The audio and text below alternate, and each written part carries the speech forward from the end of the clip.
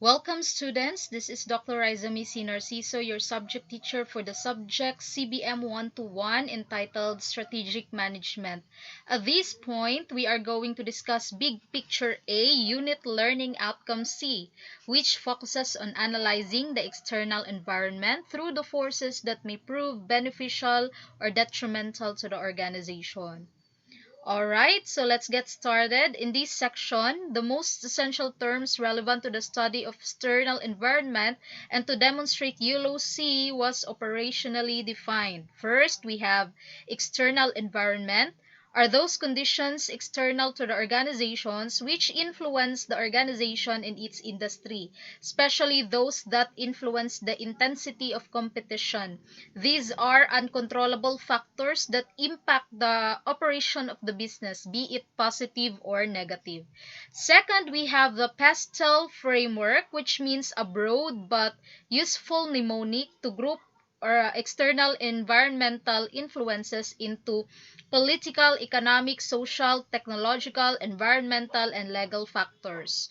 So a Pestle analysis is a framework or tool used by marketers to analyze and monitor the macro environmental or the external marketing environment, factors that have an impact on the organization, the result of which is used to identify threats and weaknesses, which is used in a SWOT analysis, which was discussed in the previous video. I assume that you already encountered this acronym since this is a basic term for marketers and it is commonly used in your first year college and even in senior high school years actually. So next we have structural breaks, which are seen as a fundamental and unpredictable events in the external environment which are likely to require a sudden rethinking about an organization's purpose and strategy. A structural break is the very best time to be a strategist, for at the moment of change, old sources of competitive advantage weaken and new sources appear. Afterward, upstarts can leap ahead of seemingly entrenched players. This will be discussed in detail later as we go on with our discussion. We also have the industry life cycle, which likens the life of an industry to a living organism that goes through stages of introduction, growth, maturity, and decline. Each stage exhibits distinct characteristics that should be considered against the purpose of the organization. The industry life cycle differs from country to country. The more developed or industrialized the country, the faster the life cycle progress, as competition is very stiff. And the five competitive forces. We also have the five competitive forces that primary influence and affect the choice of industry and competitive positioning, which then affect an organization's competitive advantage and profitability. No? So Michael Porter's five forces is a framework for analyzing a company's competitive environment.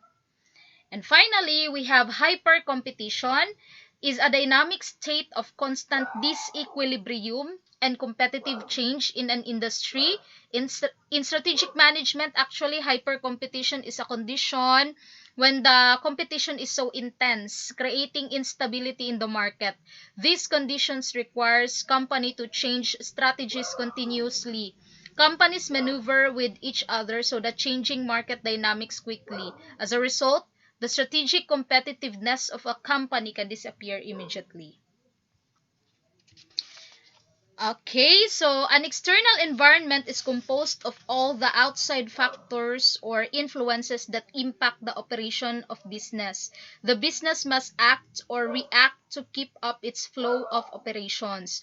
The external environment can be broken down into two types. So the micro environment and the macro environment. So first, we have the microenvironment, which consists of the factors that directly impact the operation of a company, while the macro environment consists of general factors that a business typically has no control over. The success of the company depends on its ability to adapt. Okay, so at first we are going to discuss this micro environment, which involves the suppliers, the customers, marketing intermediaries, the financiers, and public perception, in which I will be giving specific examples for us to easily understand what are these micro environments. So by the way, this is a supplemental discussion, and some of it might not be in the sim or in the ebook, so please take note of this. Okay, so each type of environment has factors or influences to take into account. We will review factors for both micro and macro environments as well as how they relate to the University of Mindanao for better understanding. There are 5 factors that affect the micro environment, so as explained earlier. So let's tackle first the suppliers. In what happens if their suppliers don't show up with the office supplies, materials, machineries, equipment, and other products? You'll have nothing to produce, di ba? So which will have a direct impact on UM's operation. So since the university needed such to complete, daily operation, example, each office need a computer, a printer, bond paper, staple, folders, envelope, etc. to produce output and submit documents for reporting. So that's why suppliers are also very important. So next is the customers or clients, or in who are the customer or client? So of course, it's you, the students. Okay, so customers are a requirement to run a business. So if no one is buying a product or service, your business will have to close its doors. Just like other private institution, needs its students to continually operate, as the main source of income is the students' bills. So how can pay for the professors? How can improvements be made in the facilities? How can they invest in seminars or training or researches? All of this can be answered by taking into account the importance of increase in student enrollees, most especially in these thriving years of pandemic. Okay, that's why you are also very important. Then we have the marketing intermediaries. No? Middlemen have a direct impact on your business operation. They could be your distributors, wholesalers, and other related people. Example for these are the partners and linkages such as book publishers, industry partner in OJT, or the program advisory council, the community partner or partner barangays, and etc., who will help in promoting the institution implicitly. Okay, so next are the financiers. So typically, business owners take out a loan to get started, and the growth of the business depends upon their ability to obtain additional loans. So let's say Tagum decided to add another classroom to the campus, which plans to build a 4th floor and offer new programs for the next school year. This is a big investment, diba? So if the bank tells them no, so it may directly impact the way they want the school to operate in the future. And lastly is public perceptions. So does have a good reputation with the general public? So this is a factor, especially that young generations nowadays are all inclined in using internet and social media as basis for benchmarking in their plan to pursue higher education. Okay, so let's move on. Presented in here is the Pestle framework, wherein it highlighted the 6 factors that affect the macro environment, and these include political, economic, social, technological, environment, and legal factors. So for political, changes in government policies and spending can affect the business. For instance, are there ongoing government projects in your area? So if so, the projects might have a positive effect on your business. Example, the recent construction of Tagum Historical and Cultural Center, which is timely since is near it, and there can be activities in school that needs to visit the THCC. So another is during calamity, businesses are affected by the DTI price freeze, as they've been monitored as always. So that's why political factor is very important to consider in the external environment. Next is we also have the economic factor. Okay, so economic factors include supply and demand, exchange in interest rates, taxes, and government spending.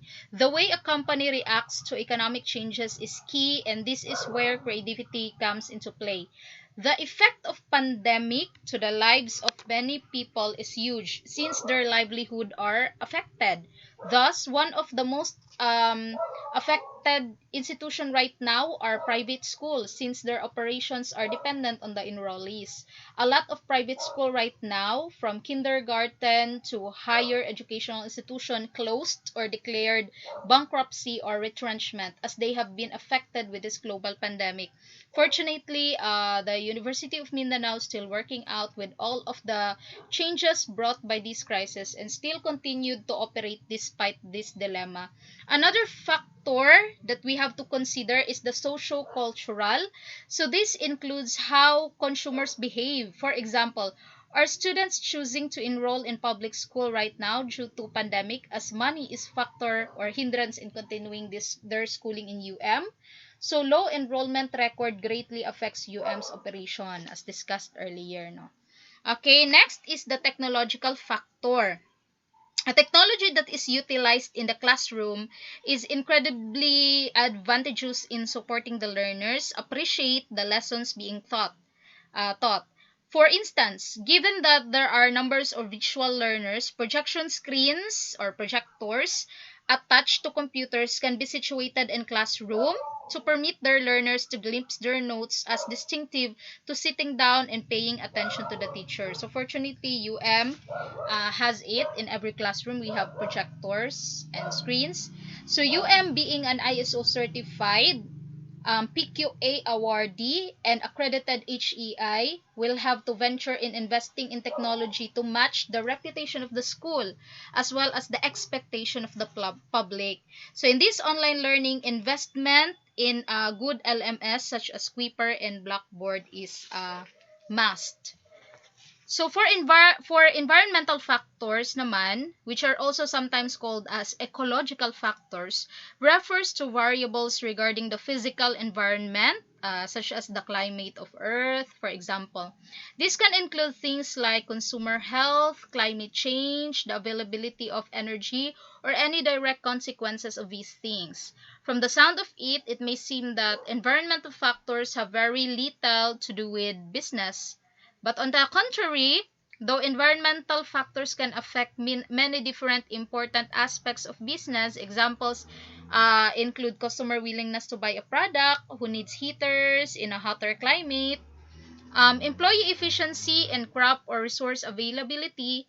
To safeguard the welfare of the employees and other stakeholders, the occupational safety and health standards, otherwise known as OSH, was formulated to prevent workplace-related accident or loss of life.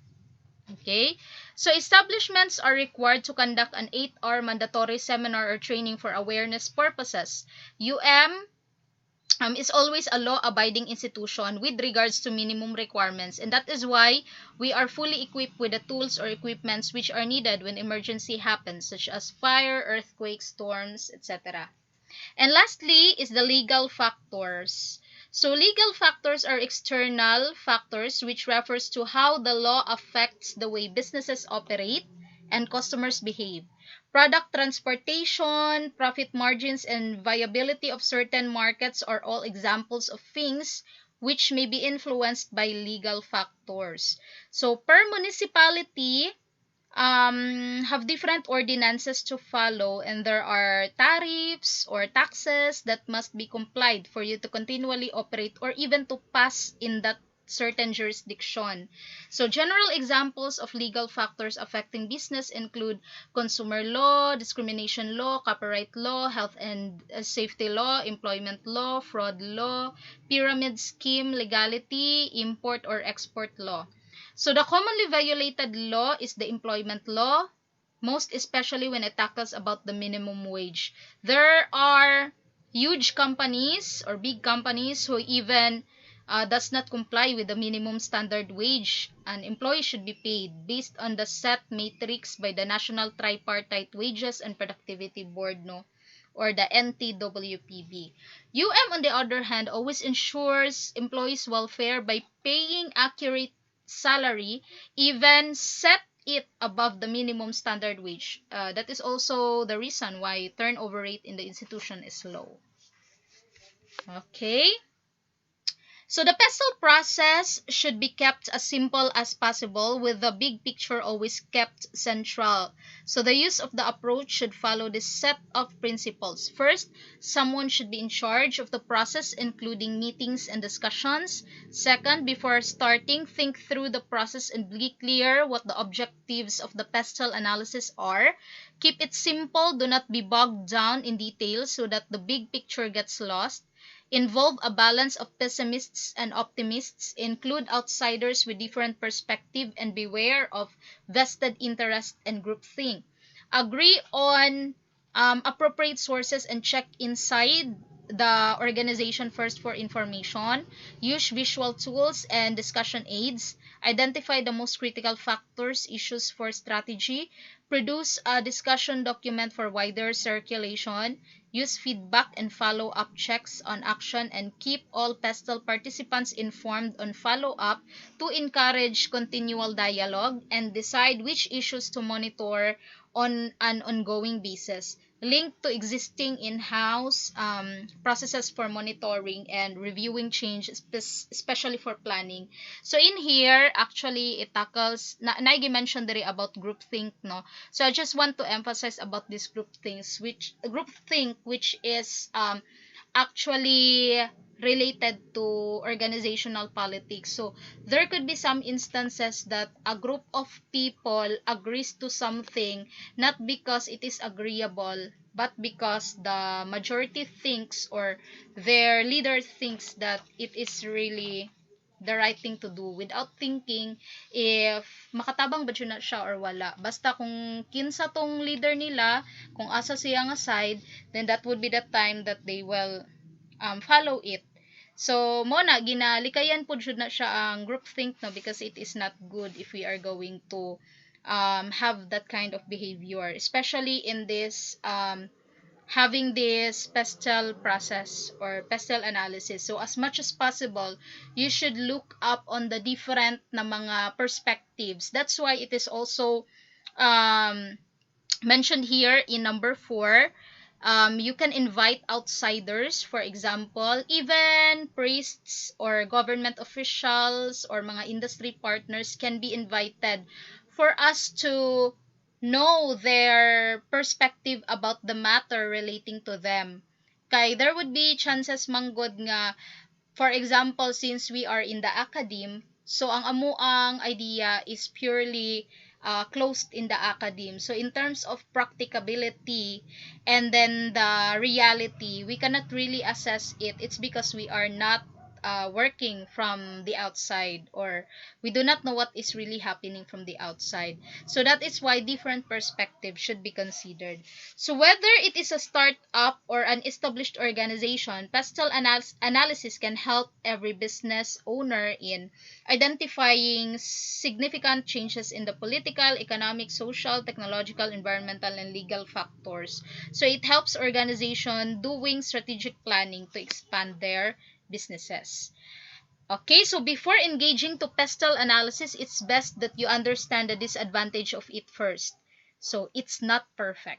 Although it's used primarily as a strategic tool for planning, its limitations can greatly affect its results. So here are some of the weaknesses of this framework.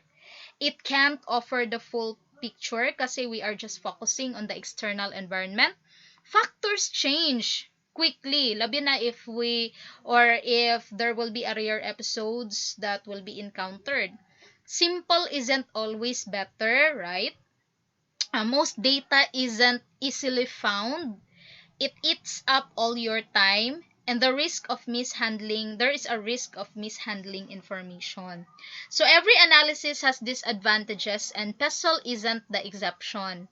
It was created to identify 6 critical macro influences that affect all businesses. Regardless of where you're living, these factors can't be ignored. They exist and will always exist. Understanding their influence is necessary for future planning. With that said, this is the type of analysis that relies heavily on documented, relevant information. So it's not always easy to obtain. It may require hiring experts for each section. It'll require weeks or months for completion. That's not factoring in changes in information like a newly introduced product. If anything changes, new information is needed that can greatly influence the project deadline. So with Pestle analysis, you're only investigating outside factors, so that's not enough. Every business and project has internal factors too. It's impossible to understand them by using Pestle alone. That is why one must also consider the internal environment, which will be discussed in the next unit. Okay, so here is an interesting discussion about the black swan and structural break. No, a black swan is an unpredictable event that is beyond what is normally expected of a situation and has potentially severe consequences. Black swan events are characterized by their extreme rarity, severe impact, and the widespread insistence they were of use in hindsight. So this black swan is related to the punctuated equilibrium theory. The theory posits that most social system exists in an extended period of stasis, which may be punctuated by sudden shifts leading to radical change. So these sudden shifts that we are talking about is the black swan. Okay, so the original concept of PET tackles about genetic evolution of man. That's why in the previous slides, as you notice, di ba, from ape hantod nga na adto na ta sa species Z. So it actually tackles about the human evolution, yung original concept ng punctuated equilibrium. Okay, so the genetic evolution of man in particular. But PET, as applied to businesses, talks about man-made evolution. So evolution brought by human, and this is very evident in the business sector as changes usually occur. Diba? In technology, in management, and how we do the business process, for example. So let us now check the different terms in this theory. First is we have punctuated, which means to break or interrupt intervals. The second we have is equilibrium, which refers to the period of relative stasis wherein no changes happens. Okay, the third is the punctuated equilibrium na term. So this is a long periods of relative stasis interrupted and redefined by rare dramatic instances of evolutionary change. So this is in accordance with Niles 2011. So the stasis that we are talking here is the period where no changes occur. Meaning, this is the state where we perceive it as the point of rest. Kumbaga, kana ganing nakasanayan nato nga ginabuhat for a long period of time, but suddenly interrupted by this black swan, or otherwise known as the rare episode. So kung sa tong nakasanayan nato nga buhaton, suddenly ning kalit lang siyang change, it's because of that rare episode. So what are specific examples for this? Okay, we have this evolution takes millions of years to evolve. 'Di ba? Labi na sa evolution of man. Pero yung black swan or rare episode, due to drastic change of the environment or temperature, and then adaptation or mutation, so there are a lot of different species nga na-create, and then napod tay mga specific nga mga animals, for example, nga na extinct. So such as yung dinosaur, it's because of this drastic change of the environment. But because of that changes, so naay mga na-create nga mga new species, but then naapoy mga species nga na-extinct pud siya. Okay, so this is an example on how the genetic nga evolution, kung unsa ang gina-mention niya nga stasis in genetic evolution. So how about in the man-made evolution, no? So what is the period of stasis nga nakasanayan sa una? Men is superior than women. Women are weak. Men should do the hard work and women stays home. That is why, as you notice nga ang ato ang mga lolo o lola, for example, usually the lola or our grandmother or even our mother stays at home to work. okay, and do the household chores, while ang ato ang mga lolo or ato ang papa is sila jud ang naga trabaho or nagado sa hard work, no. It's because mo jud ang nakasanayan nato that men should do the labor. So what is the rare episode nga nag-challenge ana nga notion? Example, the Black Swan or rare episode, the ideology on feminism in the 20th century. So during the 20th century, gi-challenge ang kanisya nga ideology that men is superior than women.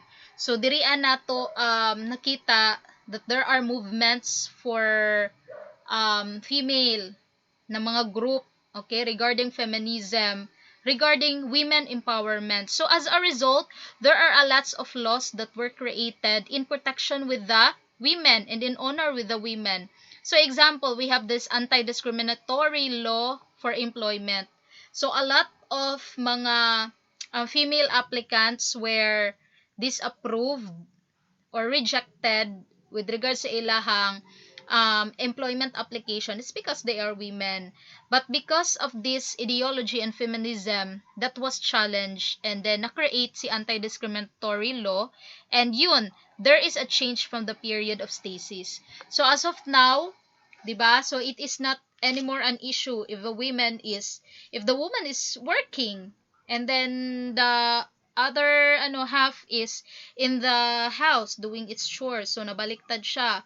Pero it's not anymore an issue right now. Okay, it's because we perceive that both gender is equal, right? Okay, then another is that what is the period of stasis labi na karon nga uso ang online selling, labi na katong time nga nag-start ning pandemic, no. Pero sa period of stasis by that time, online sellers have no permit, then lower cost lang pud sila kasi barato raman siya na ang usual nga ginabaligya for online selling, because they have no office nga para makabayad sila sa renta, and they also have no employees, okay. Pero that period of stasis stays for let us say 1 to 2 years. Okay, however, there is a black swan or rare episode that challenges that period of stasis. An example ana is yung mga number of scam nga mga customers nga naga-report karon. So due to scam complaints and legal business complaints, kasi mas prefer naman sa mga tao nga mopalit sa ilaha due to lower cost, and it affects those who have stalls, those who have stores, and kanang businesses nga nagabayad jud sa mga business permit and taxes. So it would be unfair sa ilaha, no. So due to that, there are certain na mga laws nga na-create in order for them to be properly addressed, no, and it would also be fair to the business sector. So the FDA Circular number 2018, number 6 series of 2018, FDA Act of 2009, and BIR Memorandum Circular number 55-21003. So you can search about this specific na mga circular and then memorandum. But then the common for that is that online sellers are encouraged, and even actually they are mandated nga magparehistro jud even sa ilahang sa munisipyo lang nila. Okay, so another is yun. Companies cycle through stable and dynamic environment, no. So those companies that were complacent in their operations, organizations, etc., are now dying or gone. Look at what happened to Kodak and Toys R Us. Pero not all nga Toys R Us are closing, no. But then even we can see that in the Robinson ngayon meron pang Toys R Us, but in other na country Toys R Us are closing actually because they are defeated by the hyper competition. Labi na karon that most of the toy companies are venturing into online selling. Kay nag-offer ang Amazon sa ilaha pero gidecline nila ang Amazon. So look at what happened pod. Okay, so that is why in terms sa sellability sa ilahang mga toys, so nag down siya, and then in general they are affected by it. So those that were innovative, multidimensional, and able to respond versus react to a shift in the environment are successful. So see Apple company who continuously strive to outcompete its latest model. So according to them, no, part of their core values is that do not compete with your rival competitor, but compete on your latest model. For example, if they have a latest model for the cell phone, so they will compete with it nga maalasan pa na nila kung unsa na ang ilahang gibuhat karon. That is why ang improvement nila is not actually rooted para sa ilahang rival company, but for the betterment sa ilahang mga existing products pod. Okay, so PET is a useful framework in terms of how societies and businesses should address their path to evolutionary fitness, according to Ulo C 2016. Actually, kaning punctuated equilibrium class, wala ni siya sa discussion sa SIM or sa ebook. So, it's a supplemental discussion again because I find it very relevant to Black Swan nga discussion. So, equilibrium periods are thus interrupted by strong self-imposed signals. Yun yung sinabi na Black Swan, rare episodes, according to Jersic 1991. And it challenges the old assumptions and breaking away from outdated rules, no? According to Hammer 1990 and Hammer and Champy 1995.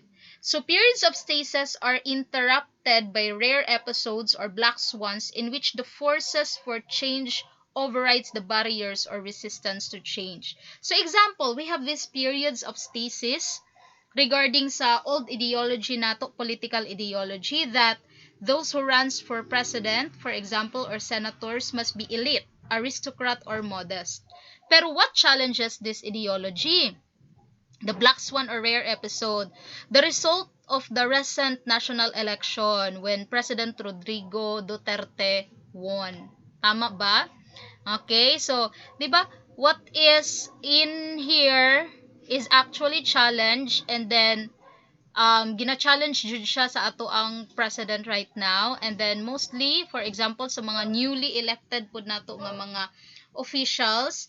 So gina-challenge pud nila ang old political ideology nga kana para ra na sa mga elite, sa mga dato, sa mga aristocrat, sa mga modest kanang controlled kaayo when it comes to the words that they use. But you all know, di ba? President Duterte is very outspoken. Kung unsa jud ang gusto niya nga i-istorya, so iya jud nang ginastorya. So, yun. And then, so what happened karon? The result of that black swan or rare episode, it changed and breaks the old political ideology. And what is the style of management ni president right now? It's an unorthodox style of management. So unlike sa nakasanayan nato, so it is really totally different. There is really a 360-degree changes that happens in our political aspect diri as a Philippines, no. So from the previous administration, which was challenged, major changes occur in the political sector in which businesses are greatly affected by it. Tama? Corruption and business licensing have become stricter. So see what happened to ABS-CBN and Rappler, who always attack the current administration, in which the current administration is the current period of stasis, di ba? Business operation was affected. In the end, it does not mean that all business should adopt on the new political ideology. Hindi naman sa ganon. So although dili ka partido ang nadaog, they could have escaped this crisis by being objective in giving own views and opinion. They can go neutral and support the new administration if the project is good. Biased news casting should be stopped. Unlike before, citizens or netizens are now well informed and are not easily dictated by the media. So we already have our own ways of searching the legitimacy of any news. Ba? So it's really a good discussion. Part of addressing this external and unprecedented environment is to create a strategic risk management also. The University of Mindanao have this risk assessment plan in which the team assigned will have to forecast some risk involved in different areas, anticipating possible problem and creating ways to prevent it. So strategic risk management should have these key aspects. First, a statement of an organization's value proposition in relation to business objectives, a definition of risks based on organization's objectives and supporting business strategy, a statement of the required corporate culture and behavioral expectations with regards to risk taking, a definition of organizational ownership of risk management strategy at organizational levels, a description of the management framework or system being employed to deliver the above requirements, and a definition of the performance criteria employed for reviewing the effectiveness of the risk management framework. So I think that you are already familiar with this one since this is the discussion of product life cycle, which is based in the marketing field. The industry life cycle refers to the evolution of an industry or business through four stages based on the business characteristics commonly displayed in each phase. At the introductory stage, customer demand is limited due to unfamiliarity with the new product's features and performance. Distribution channels are still underdeveloped, and there is also a lack of complementary products that add values for the customers, limiting the profitability of the new product. Companies at the startup stage are likely to generate zero or very low revenue and experience negative cash flows and profits due to the large amount of capital initially invested in technology, equipment, and other fixed costs. So, yung return on investment, it's been said that maghulat pa kag mga 3 years or more before nimo nga mabawi to tanan nimo gigasto. So, it's just normal for the introductory stage. And then, most of the expenses is actually rendered in the introductory stage kasi not aware pa yung mga tao. So, you have to really to invest on the different marketing strategies and advertisements so as to advertise that your company exists or this product exists. Okay, so as the product slowly attracts attention from a bigger market segment, the industry moves on to the growth stage where profitability starts to rise. So improvement in product features increases the value to the customer. Complementary products also start to become available in the market. So people have greater benefits from purchasing the product and its complements. So as demand increases, product price goes down, which further increases customers' demand at the growth stage. Revenue continues to rise and companies start generating positive cash flow and profit as product revenue and cost surpass break even. So at the maturity stage naman, the maturity of the companies in the industry are well established and the industry reaches its saturation point.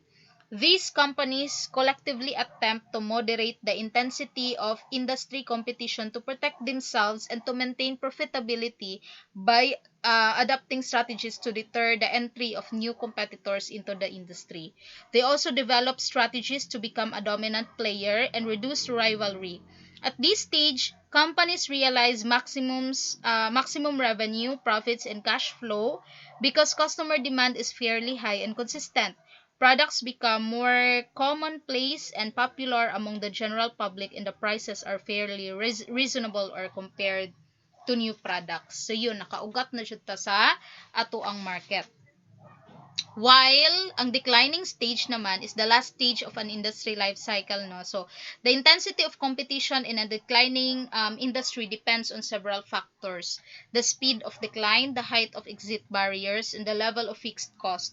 So to deal with the decline, these some companies might choose to focus on their most profitable product lines or services in order to maximize profits and stay in the industry. Some larger companies will attempt to acquire smaller or failing competitors to become the dominant player.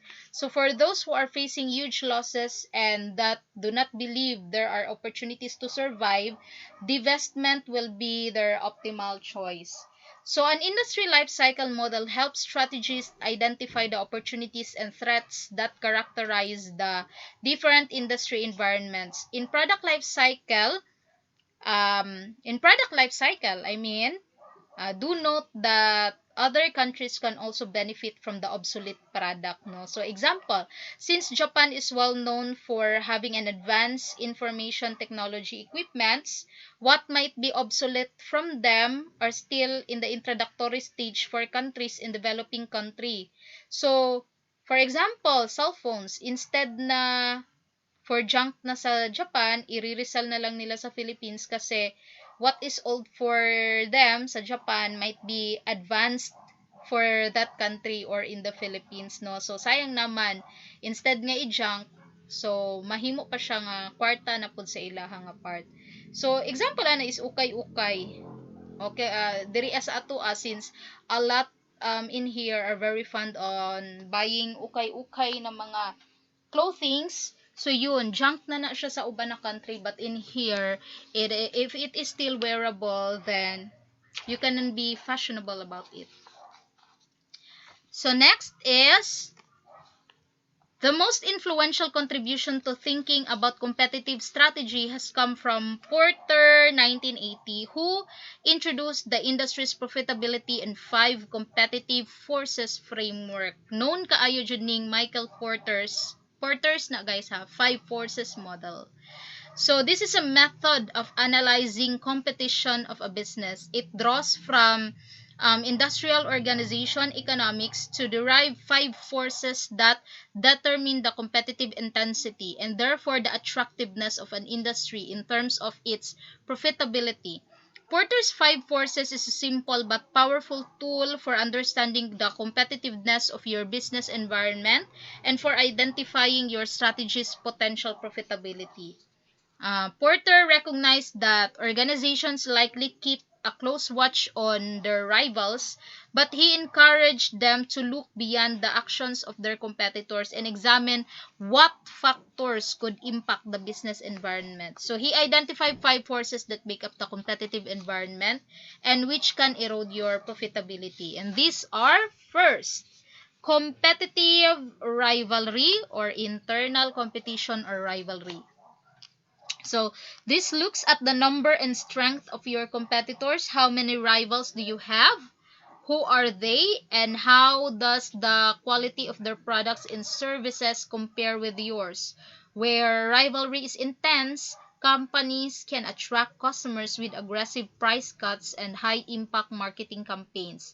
This is also why UM is investing in international partnership and linkages, international OJTs or practicum, ISO certification, and a lot more to outcompete rival school, diba? So also, in markets with lots of rivals, your suppliers and buyers can go elsewhere if they feel that they are not getting a good deal from you. Okay, I also agree with that. On the other hand, where competitive rivalry is minimal and no one else is doing what you do, then you're likely to have tremendous strength and healthy profits.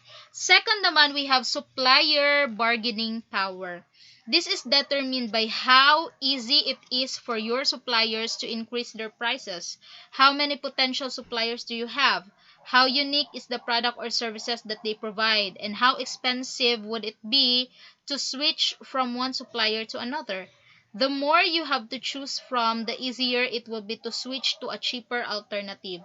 But the fewer suppliers there are and the more you need their help, the stronger their position and their ability to charge you more. That can impact your profit. Then we also have customer bargaining power. So in here, you ask yourself how easy it is for buyers to drive your prices down. So how many buyers are there and how big are their orders? How much would it cost them to switch from your products and services to those of a rival? Are your buyers strong enough to dictate terms to you? When you deal with only a few savvy customers, they have more power, but your power increases if you have many customers, diba? So despite the fact that UM tuition is pricey as compared to other school, UM still manages to maintain a high turnout of enrollees every school year, even now, despite that it's pandemic. So assuring that students will gain something at their advantage despite the high tuition fee is what keeps UM still be in this market for how many years. Okay, next one is the threat of substitution. This refers to the likelihood of your customers finding a different way of doing what you do. For example, if you supply a unique software product that automates an important process, people may substitute it by doing the process manually or outsourcing. A substitution that is easy and cheap to make can weaken your position and threaten your profitability. This is experienced right now, especially that people are financially challenged. Parents ought to decide their transferring their children to public school to avail with the different scholarships and low tuition fee. But still, despite the decrease of enrollees in UMTC, the administration still keeps us on track by applying different timely strategies designed in the current setting. Yun. The threat of new entry. Your position can be affected by people's ability to enter your market. So, think about how easily this could be done. How easy is it to get a foothold in your industry or market? How much would it cost? And how tightly it is your sector regulated? If it takes little money and effort to enter your market and compete effectively, or if you have a little protection for your key technologies, then rivals can quickly enter your market and weaken your position. If you have strong and durable barriers to entry, then entrance is to find ways to overcome the entry barriers without the heavy costs of investments that cancels the profitability of operating in the industry. So there are 8 sources of barriers to entry that entrants have to consider and overcome if you are new in the market. No, the supply side economies of scale, the demand side benefits of scale, the customer switching cost, capital requirements, incumbency advantage independent of size, and equal access to distribution channels, restrictive government policy, and expected retaliation. Understanding the forces that shape industry competition is the starting point for developing a strategy. So every company should already know what the average profitability of its industry is and how it has been changing over time. The 5 forces reveal why industry profitability is what it is. Only then can a company incorporate industry conditions into a strategy. And for the last topic, we have this term hypercompetition, as described by D'Aveny 1994, is a competitive state of constant disequilibrium and change. This term refers to a situation in the market at a time when technology or supplies of the companies are so new that standards and rules of mutual rivalry are still produced. Thus, competitive advantages arise. However, they are not sustainable. Okay, so hyper competition occurs when technologies or offerings are so new that standards and rules are in flux, resulting in competitive advantage and profits resulting from such competitive advantage cannot be sustained. In order to compete irrespective of how short-term the competitive advantage is, companies can implement a strategy based on finding and building temporary advantages through the market disruption rather than trying to sustain an unsustainable advantage. Example, di ba? Existing telecom companies are threatened with a new entrance in the Philippines and is preparing for another year of hyper competition. I know that you know what I'm talking about right here. Focusing not only on adding new subscribers but also on creating a new services for existing users. So, di ba yung this hyper competition can also give us benefits. So, some companies tries even harder than usual to have better products, sell more, etc. So, makaka-benefit din tayo kasi most of them will be offering sales, discounts, upgrades with no hidden charges, etc. So, just for the aim of keeping you as their customers. Kasi, right now, a lot of mga telecom customers are really unsubscribing the current na kung saan sila connected kayon kasi they are very excited to join the new telco that that will start this April, I think. Okay, so hyper-competition is created by the acceleration of competitive moves in an industry where firms must react quickly to develop their competitive advantage. Thanks also to the help of the government who provokes the current telecom company to improve services. So sometimes, guys, um, in conclusion, these rare episodes or black swan movement can give us a positive changes in the economy, no. So kailangan jud nato pod og mga strong-willed na mga tao who really have the will to change kung unsa tong mga nakasanayan nato. Kasi pag deeply rooted na kaayo ng tradition and culture, it's really hard for it to change. But if ang tao, if na ay strong will to change it, then it can be changed, no? But not all rare episodes are good.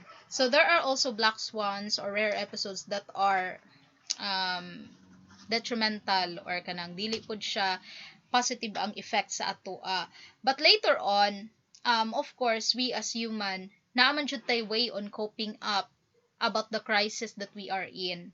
Okay, so always jud pud ta nga naga self-correct kung unsa tong mga dapat nga i-correct, and then naga-heal pud ta if ever nga naapoy mga problems or mga crisis nga na-encounter. Okay, so that's it for the discussion of this unit learning outcome C. So if you have questions about this topic, do not hesitate to ask me during our virtual conference. So thank you guys and God bless.